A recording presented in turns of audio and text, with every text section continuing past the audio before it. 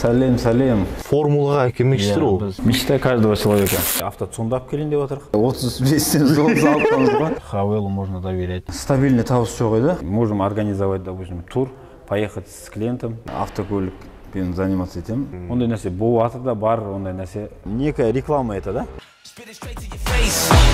I never back down, never back down. Don't get in my way, don't get in my space, don't kill my vibe, this is my fate. It's a beautiful life, what a wonderful day.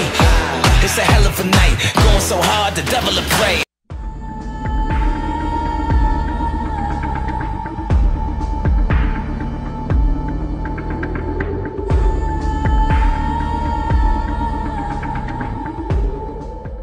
Ассалаумағалейкум, Атабек аға, қалайсыздар? Уалейкум ассалам, сәлем, сәлем.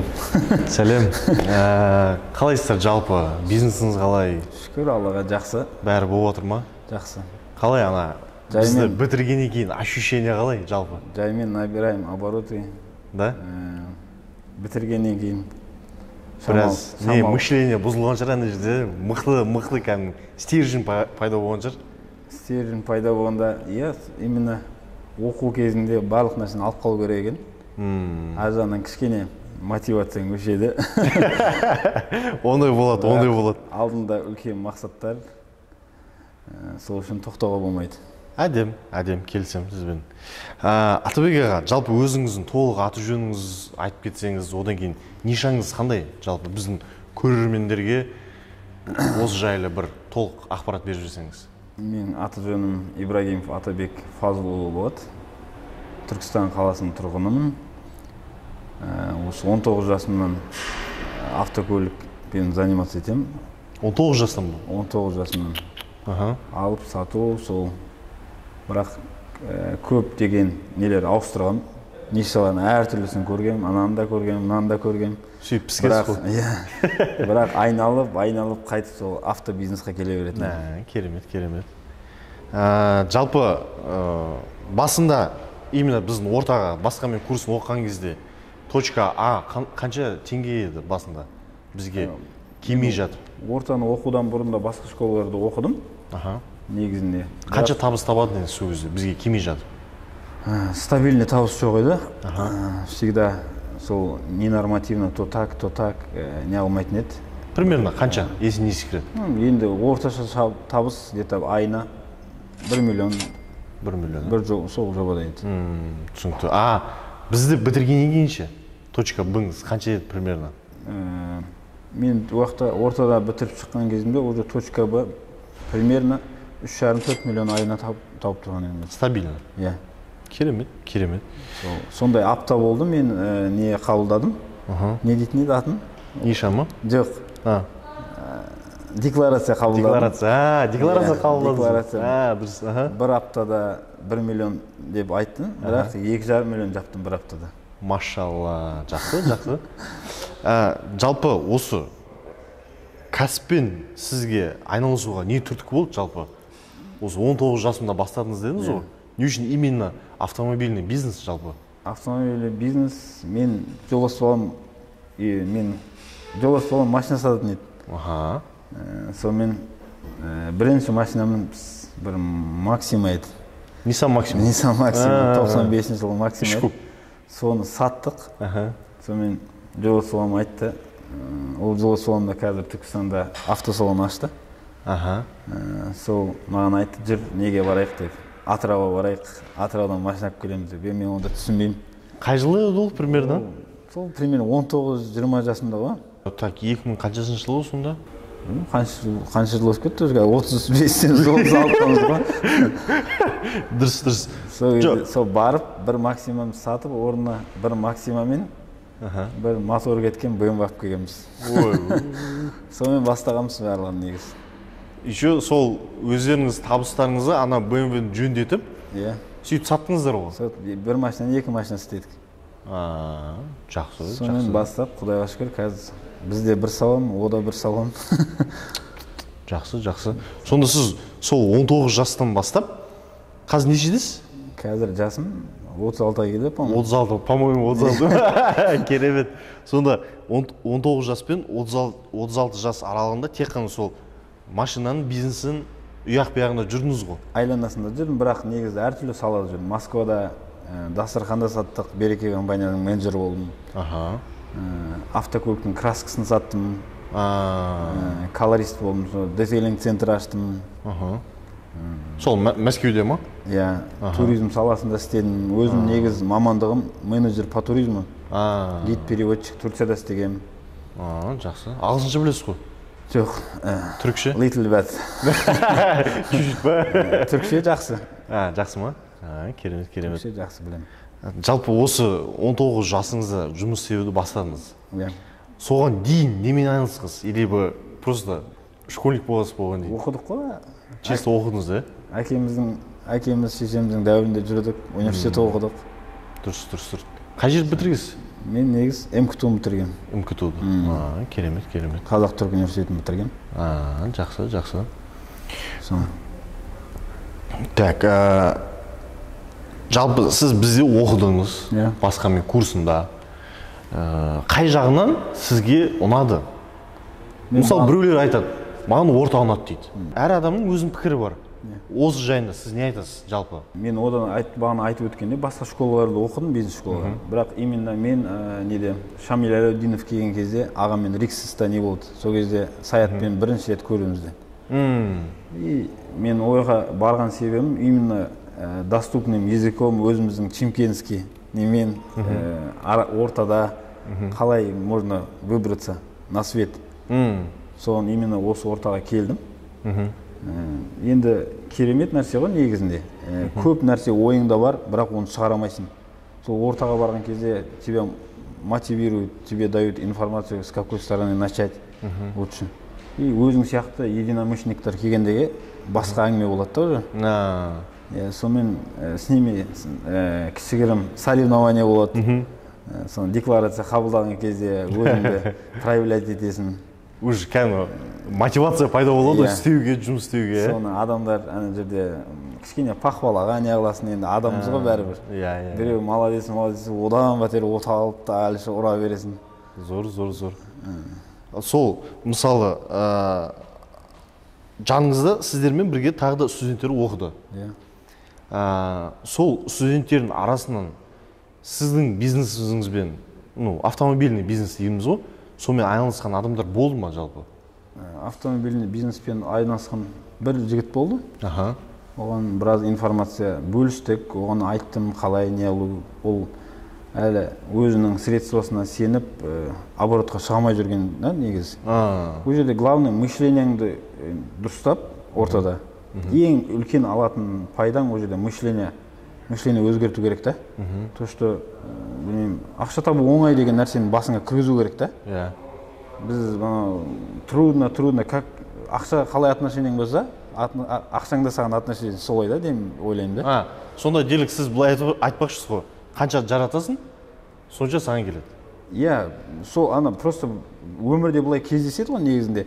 Адамдар біреуін айтасың, мынауың уайымы жоқ, бірақ кайфовать етіп жүре береді. Ақшасы да бітпейді деп ше.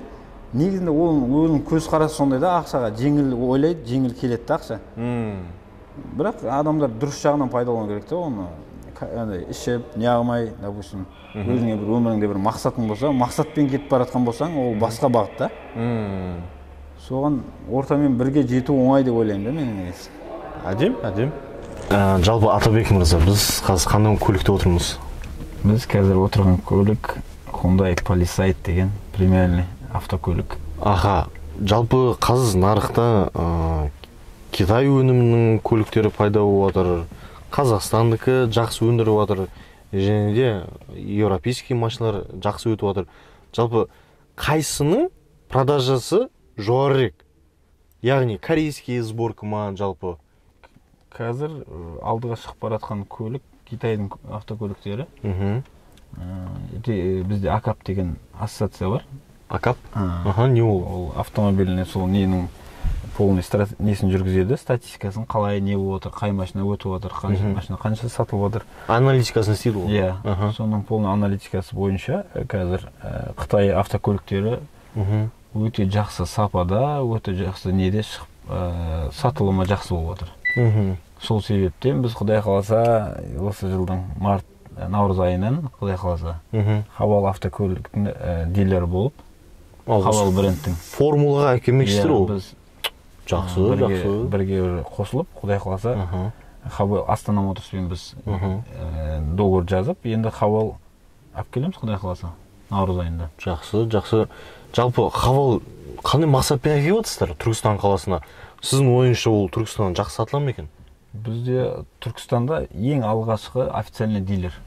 Астана Моторстың официальный дилері. Сатылым уже Түркістан қаласында жиі көре бастадық машинаны. Көп машина адамдардың отзывтары да жақсы. Бір негізінде бір Қытайдың Тойотасы сияқты екен, ол качествосы жақсы. Адамдарға сенім білдіретін машина екен негізі. Сол себептен құдай қаласа халықта орын аламыз деп не алып отырық. Сонда андай қытайлықтар айтпақшы хунишуа демекші. Сонда сіздер казах беспонтовый казах. Оларда сонда бағана Хавайл X деген машина шығып жатыр, мен естуім бойынша. Солар соны Китайда айдап, біздің Toyota секілді қазақтар ұқсап былай жүреді ғой. Жоқ, жақсы, өте сапасы жақсы да. Сапа жағынан айтып отырмын. Сапа жағынан өте жақсы машина. Қазір бізде де балдар уже тексеріп не алып жатыр. Негізінде сапасы өте жоғары. Сервиске бір дефектпен келу өте 2-3 жылда адамдар зерттеп көріп отыр. Ешқандай почти не жоқ, дефект жоқ, басқа жоқ. Дұрыс. Ал мысалға Хавейл алып келесіздер. Алып келгеннен кейін жалпы предпродажамен сұраныстар бар ма қазір? Яғни алып келсеңіздер бізге айтыңызшы, біз сразу сатып аламыз деп отқандар бар ма екен? Хавал сұрап отқандай ондай сатып аламыз деуге не жоқ, потому что Чимкентте не бар, официальный дилер бар.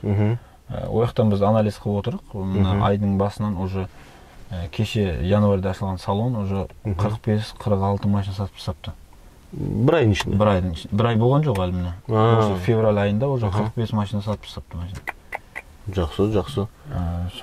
Жалпы маркетинг любой салада қойған кезде, мысалы сен бизнес ашар алдын, зерттейсің ғой.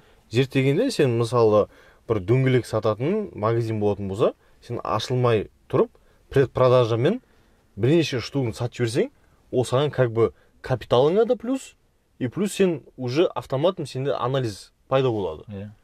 Сол сияқты сіздер жалпы сондай жоспар бар ма? Хавайлды әкелмей жатып, предпродажамен хотя бы біреуін немесе 10 сатып көретін ойыңыз бар ма жалпы? Біз ондай ой болды. Біз Астана Моторсқа айттық, біз әлі ашылмай тұрып, Хавайлдың тестовый машиналарын әкеп қойып, адамдарға тест-драйв істетіп сатайық деп.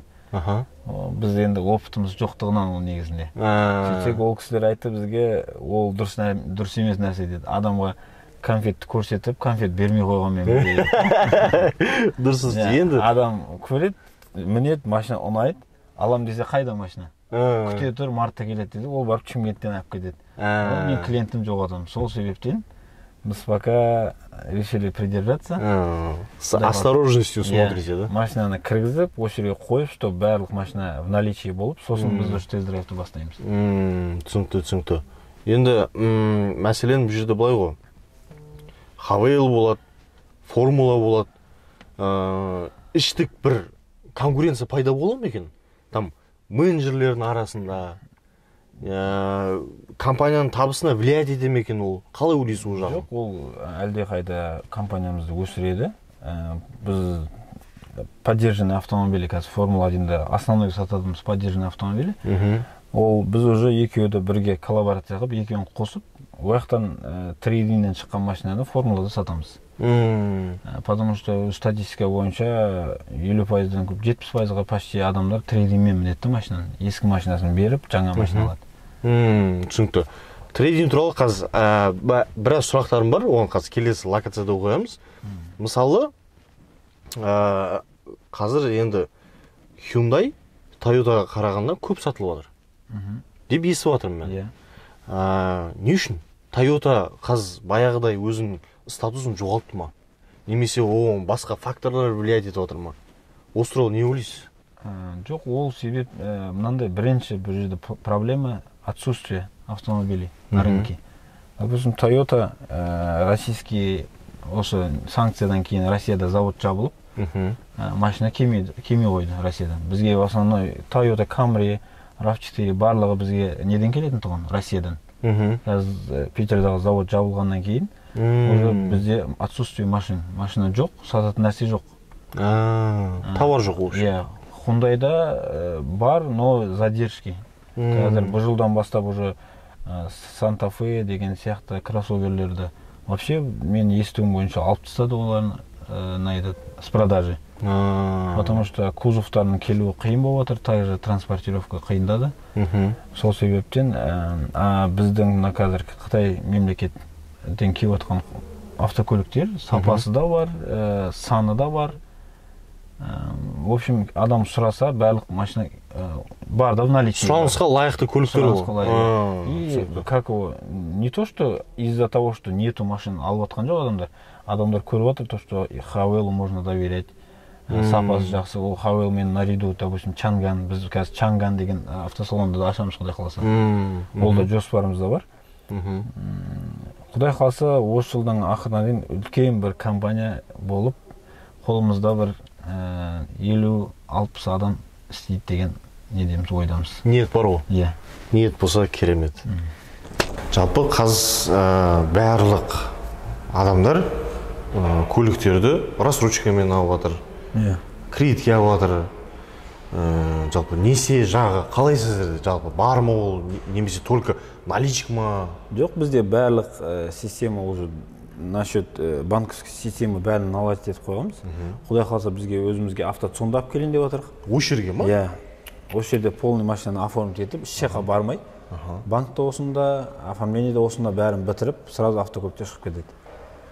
Сонда сіздер клиенттеріңізге бүкіл жағдай жасап отырсыздар ғой? Иә. Банктерден бізде қазір істеп отқан нелеріміз, компанияларымыз, так, Freedom Finance, Bank Center Credit, Шинхан банк, так, қайсы бар? БЦК, Bank Center Credit. Банк Center. Иә. Сол и Береке банк. Сонда сол 5-6 банкпен сіздер қазір жұмыс жасап отырсыздар. Иә. Сонда ана адамның қай банкте счеті бар, сол банк арқылы ол спокойно көлік ала береді ғой. Несие арқылы. Негіз қайсы банктен оған одобрение шықса, и условиясы қайсы оған выгодно болса, сол банктен алады. Әр банктың өзінің условиясы бар. Иә, әр банктың өзінің процентный несі бар, ставкасы. Сол өзіне қайсы ыңғайлы, содан алады. Жалпы сіздер енді әр бизнесте өзін бір нәрсесін рекомендовать етеді. Яғни сіздер солай істейсіздер ма? Мысалы, Береке банкпен ал, немесе Freedomмен ал, сол кезде саған тиімді шығады. Қай банк именно адамдарға тиімді? Біз максимально клиентімізбен откровенный болуға әрекет жасаймыз. Мәселен, бізде бір мұғалімдер келеді, государственный сондай учредитель, нелер келеді, работниктер, сотрудниктер, госты. Оларға өкімет льгота беріп қойған 4%. 4% деген бізде жоқ та. Мен айтам лучше адамдарға бізден алып, үлкен процентіне көре әрекет жасап шақтан алыңыз деймін да. Я не зацикливаюсь на своем доходе. Мен пытаюсь, чтобы ол мұғалім, ол істеп жатыр, өкіметке жұмыс істеп жатыр. Вы заботитесь о каждом клиенте? Иә, клиентке мен максимально көмектесуге не аламын. Ол көлікті бұл бір кісі алмаса екінші кісі алады, оның егесі бар.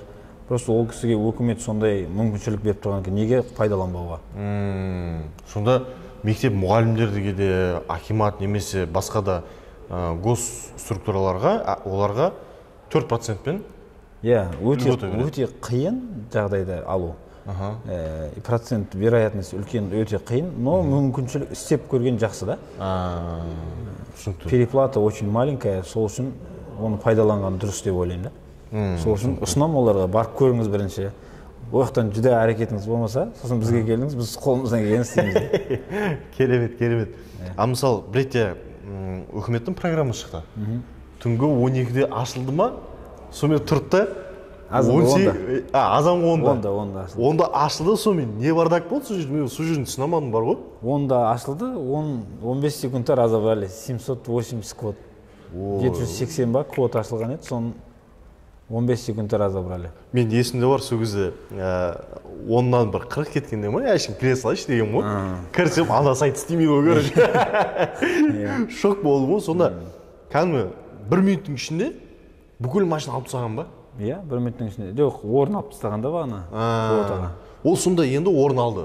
Олар не істейді енді дальше? Енді олар күтеді, одобрениесін көреді, тексереді, қай адамға шығады, қай адамға шықпайды, документін тапсырады, пенсионыңыз жете ма. Ол бір мәселе. Сосын оны алғаннан кейін көлік бар ма, тағы да бір мәселе. Одобрениеңізді аласыз, бірақ көлік болмауы мүмкін. Сонда бағанағы 700 бір нәрсе адам бәрі алмайды ғой. Ішінен іріктеп керегіне тапсырады оны машинаның сонда. Оның қанша қайтып 50% қайта ма, 60% қайта ма. Потому что сол кредит историясы жақсы болу керек, кредиттен таза болу керек адам.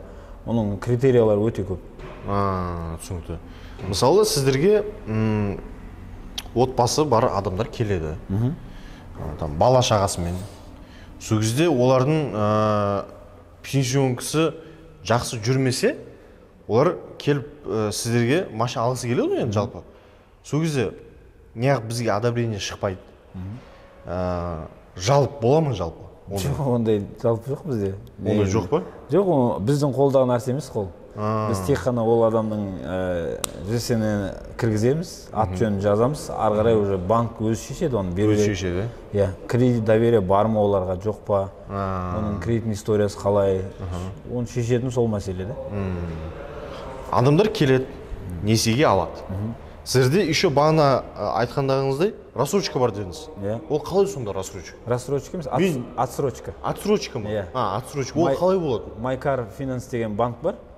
Солдан біз отсрочка платежа деген бар, 20%-ын төлейді, 80%-ны жылдың вообще полный 11 ай төлемей, 11 айда полный жабады.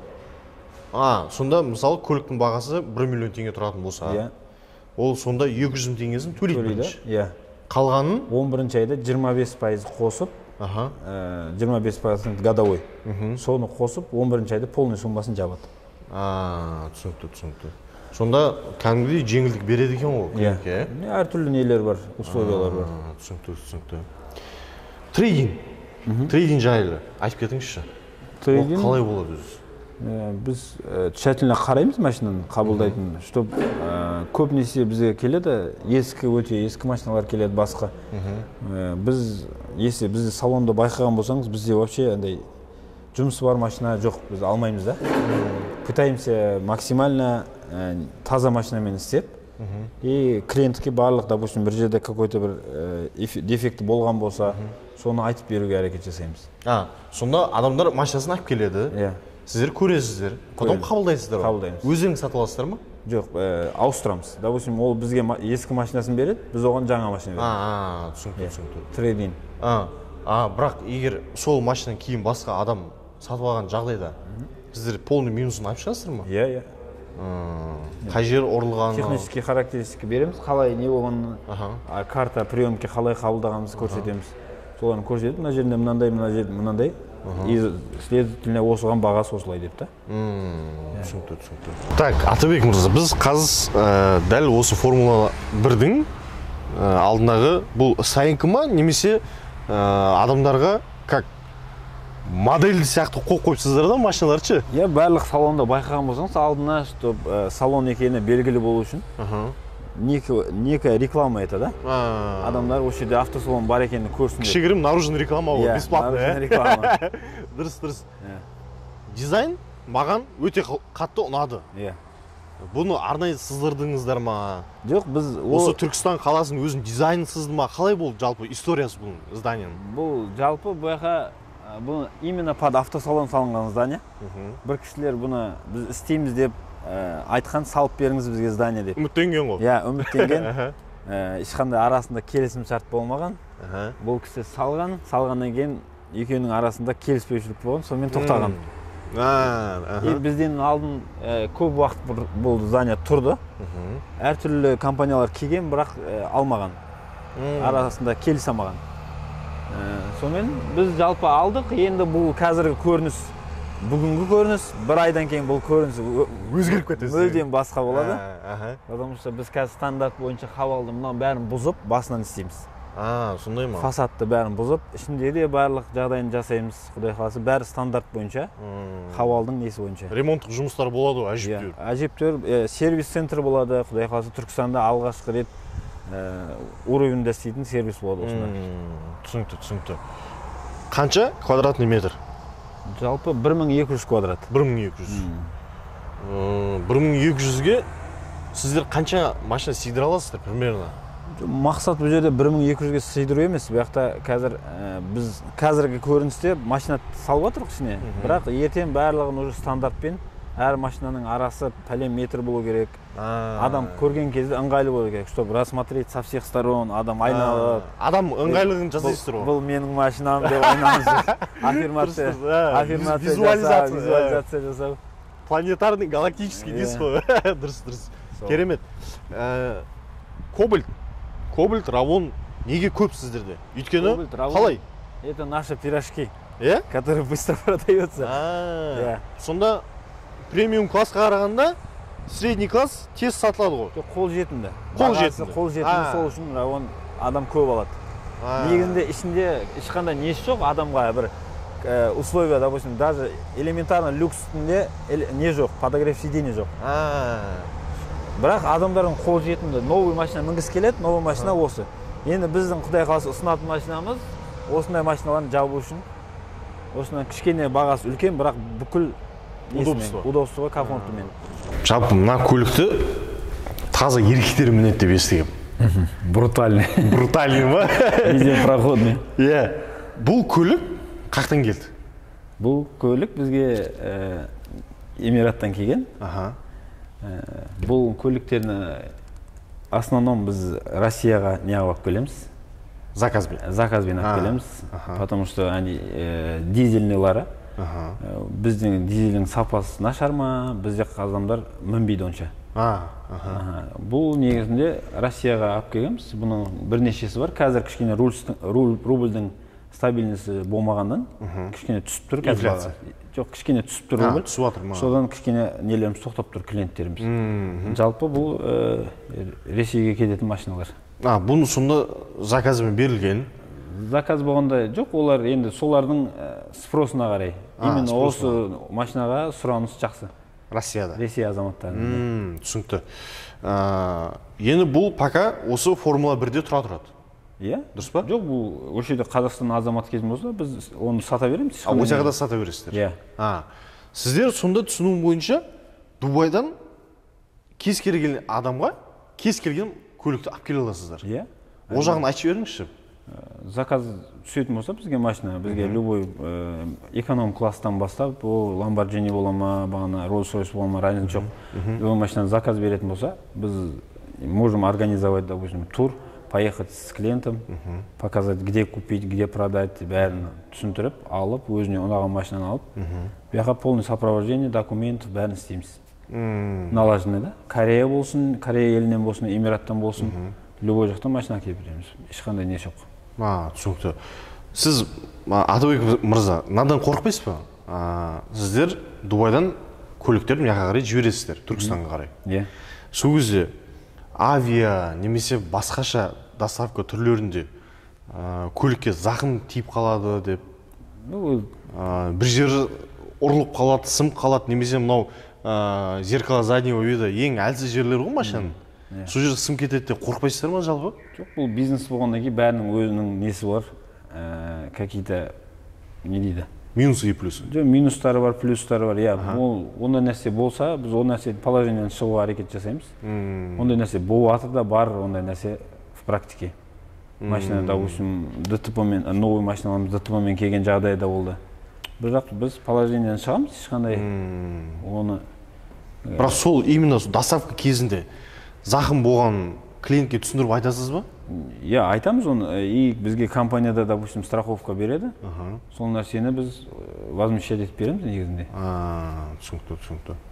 Сонда толыққанды сіздер сәл зақыммен келетін болса, жөндеп, сатып алған адамға апарып бересіздер ғой? Айтамыз, оны мына жер мынандай деп түсіндіріп, сосын береміз егесіне.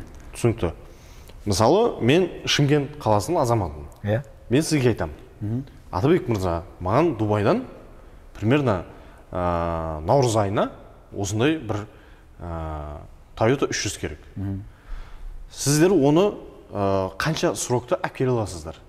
Срокына біз қазір фокусты мынақа сол Астана Моторсқа салғаннан кейін бұған қатты не мән бермей жатырық, потому что өте көп энергияңды алады бұл жұмыс. Особенно транспортировка мәселесі көбісі біздің қолдағы нәрсе емес. Біз машинаны артамыз, бізге компания айтады, о 20 күн, 30 күн, 40 күн, болмаса 2 ай дейді. Бірақ болады, сол 2 айдан да кешігіп қалатын уақыттар болады. Потому что ол границадағы сол документация мәселесінің қиындықтары да.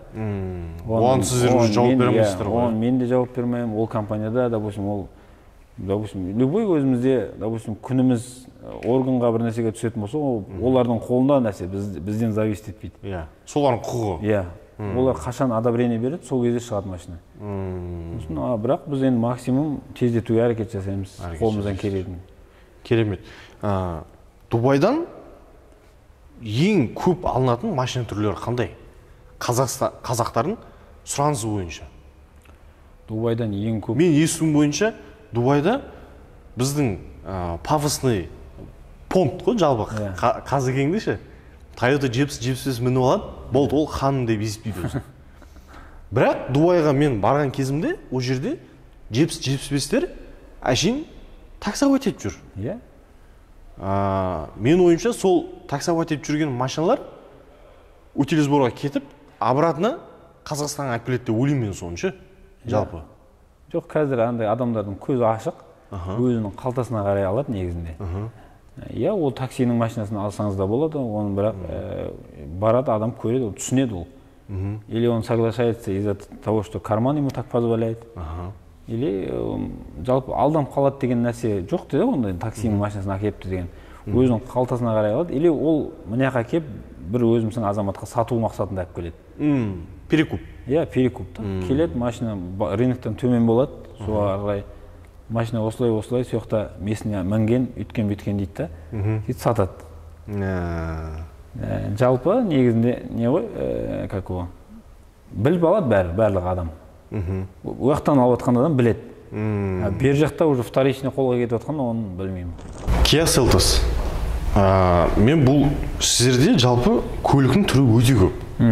Выбор көп. Как будто бір базарға кіресің да, немесе торговый центрге кіресің да, Зараға кетесің, Адидасқа, Найкқа кетесің. Тура солай сіздерде выбор жаман көп. Мен барлық машина сатып алғым келді сіздерге. Бірақ именно Шымкентте, енді өзім көлік айдаймын. Шымкентте жүрем. Бірақ именно сіздерде өзгеше машиналар да бар екен да. Мысалы, мына Kia Seltos. Шымкентте көрмеген мұндай машина. Немесе мен байқамадым ба? Енді кіріп атқан бұл неде? Kia Seltos Эмираттан келген бұл. Бізде кішкене шамы басқа түрде шыққан. Енді мына обновленный варианты. Эмблемасы новый, бұл уже 2022 жылғы модель. Бұлда негізінде сол немен әп келгенбіз Россияға, бірақ жақсы сұраныс, жақсы жаман емес. Өзімізде де сұрап жатыр адамдар. Сұраныс жалпы басылып жатыр, бензиновый болғаннан кейін Қазақстанда жақсы, өзімізде адамдар сұрап. Жалпы қазір перекупщиктер туралы. Перекупщиктерді көбісі ұната бермей ма? Бірақ сондай бір жалпы қазақтарда сондай бір ассоциация бар, миында. Перекуп па, значит, машина не то. Немесе үстіне қос сатып жатыр. Сонда жалпы бар ғой, дұрыс қой, енді өзімізде перекуп болғамыз ғой енді. Өзіміз сол рыноктен шыққанбыз. Ол біздің неміз сол болғаннан кейін перекупщиктен алған машина ешқандай несі жоқ оның адамға. Зиянда. Жалпы сол мифті бұзыңызшы. Бір адамдар ойлайды, бір адамдарда уже түсінік бар, то что перекуптан алған дұрыс деп та. Потому что ол адамға барлық нәрсесін просто ол перекуптан алып отқан кезде көріп ал да. Жөндеп көріп ал, машинаны тексеріп ал.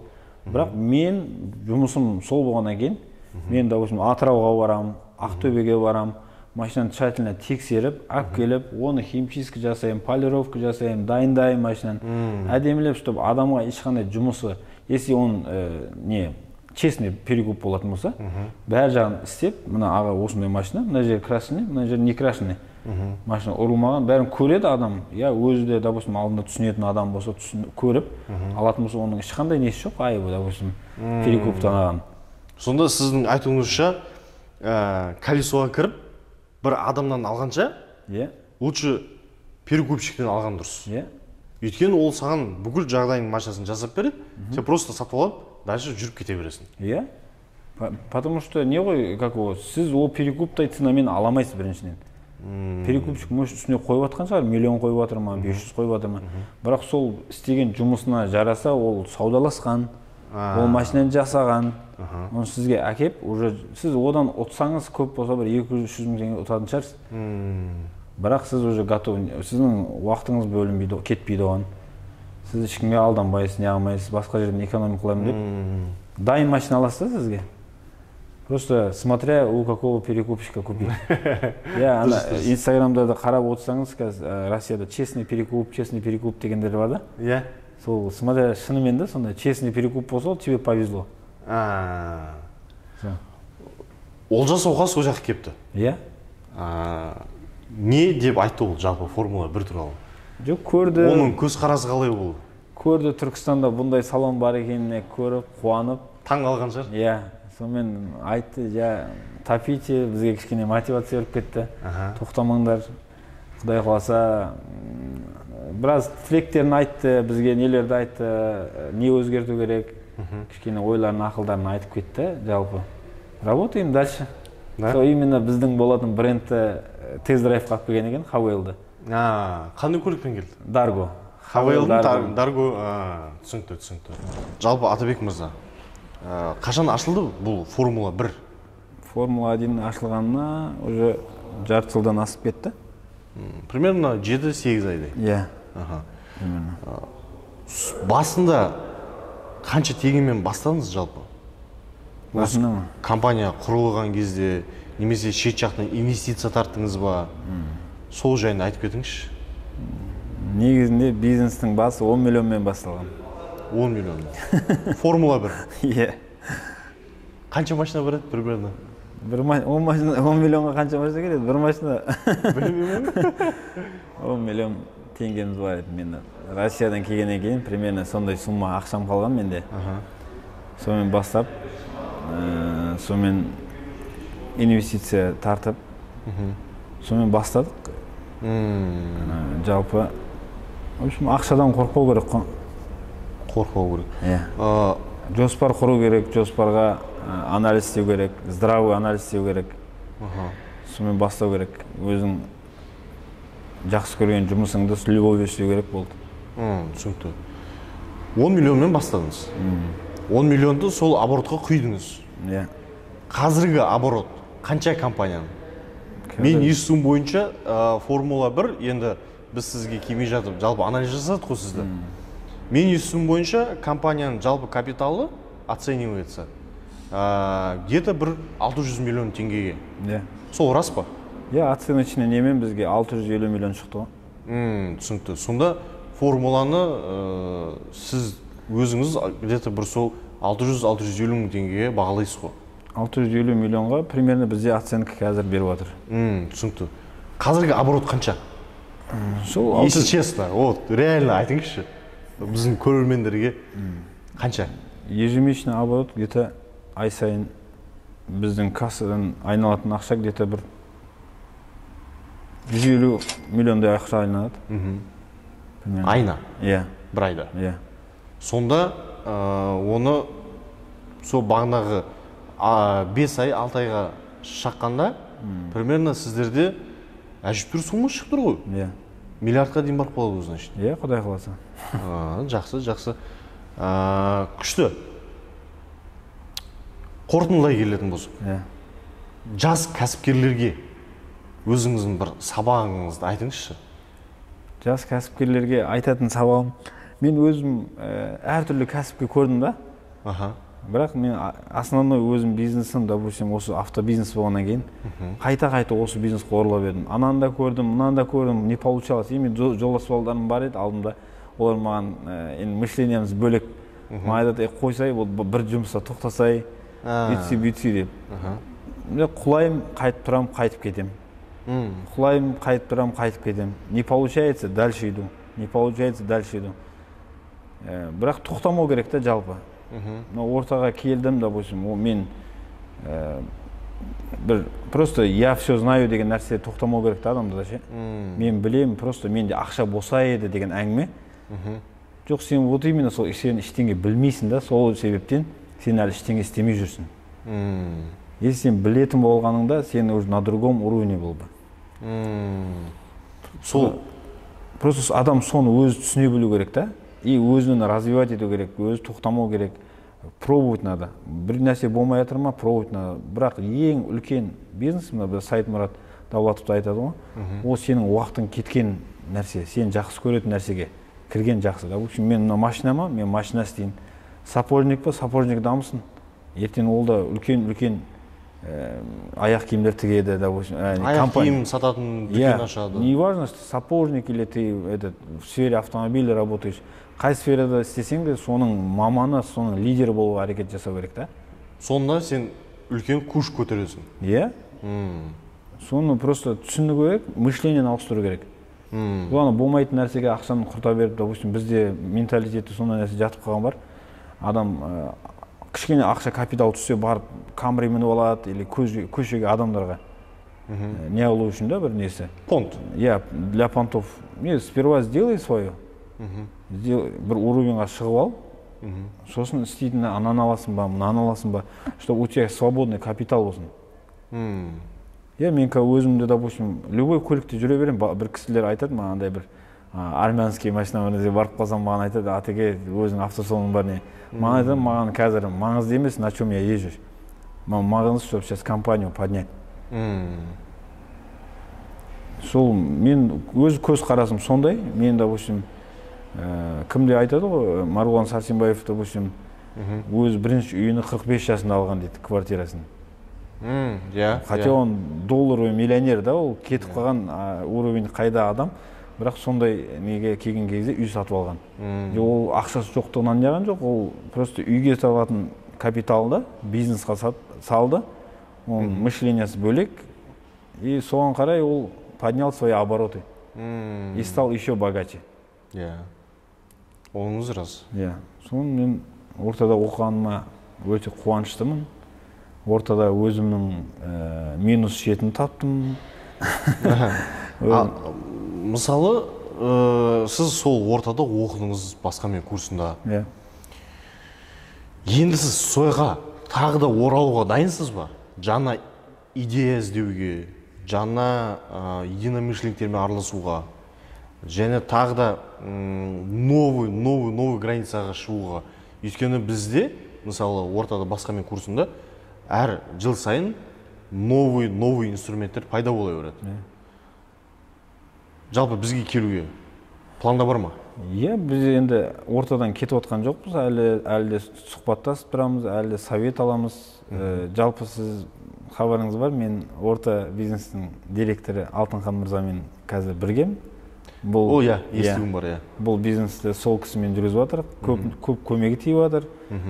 Системасының бәрін құрып жатқан сол кісі. Бірге біреуіміздің идеямызды, біреуіміздің мамандығымызды, не дейді, как о, экспертностімізді қосып, сөйтіп компанияны дамытып жатырық. Инь-янь.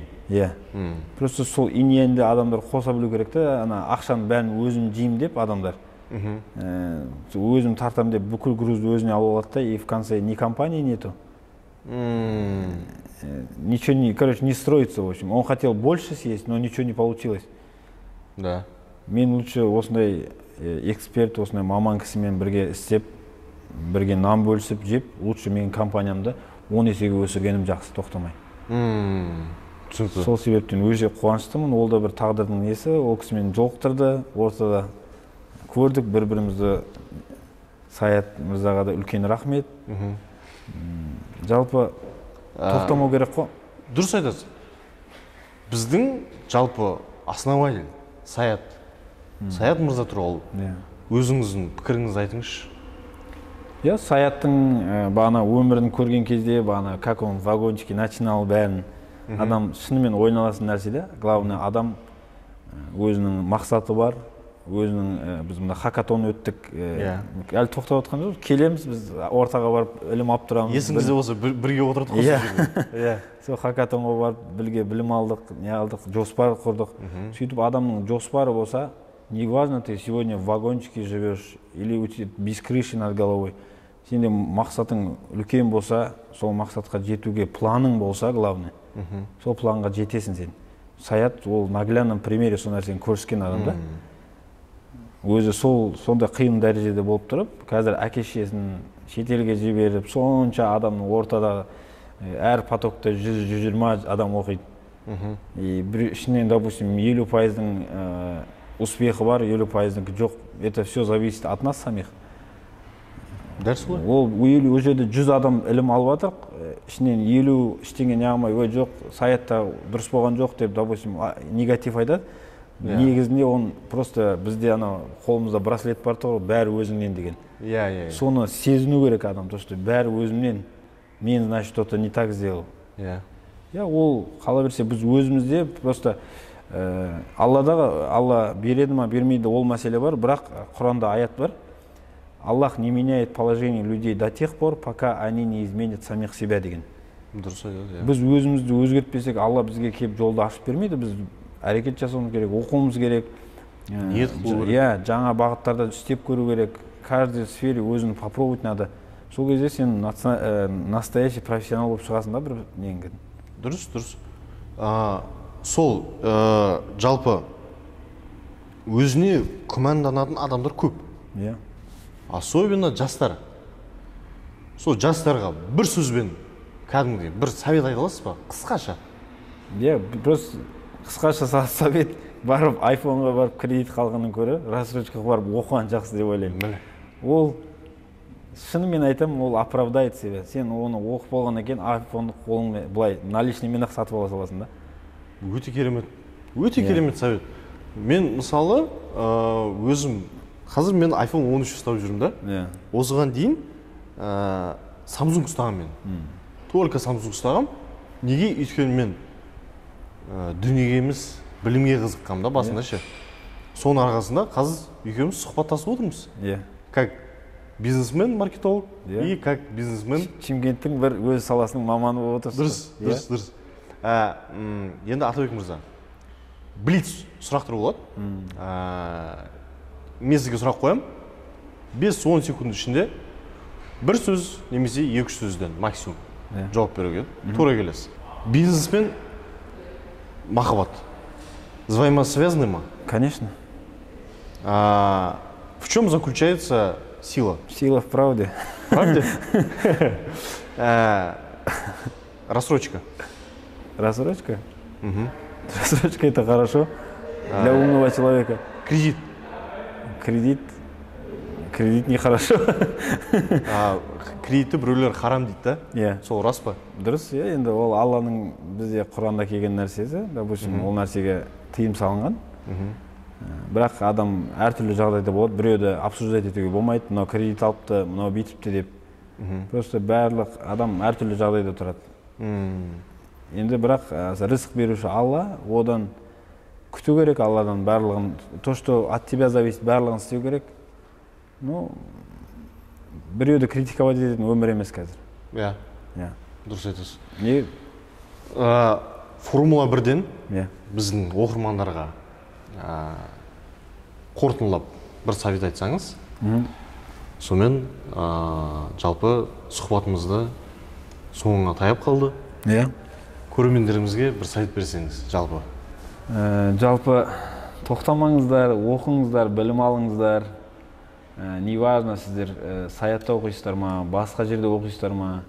Главное, тоқтамай сол клуб единомышленниковта бірге болып, адамдармен өзіңіздің жетпей жатқан жағыңызды бір кісімен толдырып, арманыңызға жете беріңіз. Дұрыс.